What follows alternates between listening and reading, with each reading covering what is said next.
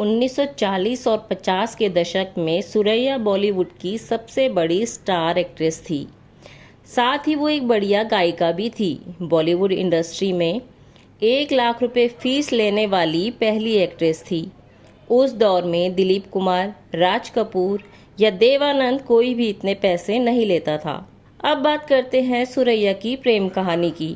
1948 की फिल्म विद्या में देवानंद ने सुरैया के साथ पहली बार काम किया। सुरैया पहले से एक बड़ी स्टार थी, लेकिन देवानंद की खूबसूरती से काफी प्रभावित थी।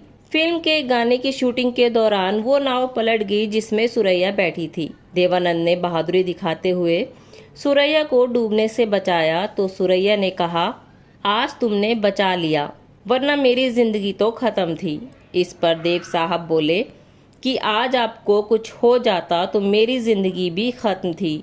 यहीं से दोनों की प्रेम कहानी शुरू हो गई और बहुत समय तक दोनों ने किसी को अपनी प्रेम कहानी का पता ना चलने दिया। लेकिन कहते हैं ना, इश्क और मुश्क छिपाए नहीं छिपता, तो ऐसा ही कुछ इन दोनों के साथ हुआ।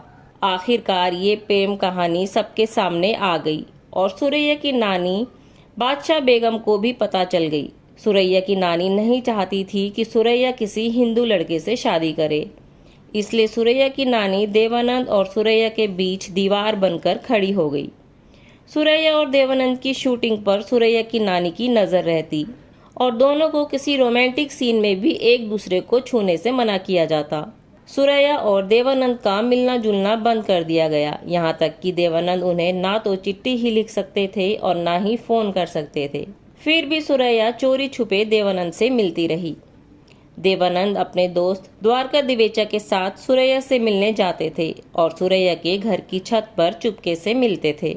सुरैया की मां मुमताज बेगम चाहती थी कि देवानंद और सुरैया की शादी हो जाए, लेकिन सुरैया की नानी के डर से वो कुछ बोल नहीं पाती थी। सुरैया की मां ने ही इस प्रेमी जोड़े की आखिरी मुलाकात कराई।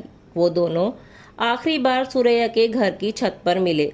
दोनों एक दूसरे के गले लगकर बहुत देर तक रोते रहे और अपनी सालों की प्रेम कहानी खत्म की, इस वादे के साथ कि अब वो एक दूसरे से कभी नहीं मिलेंगे।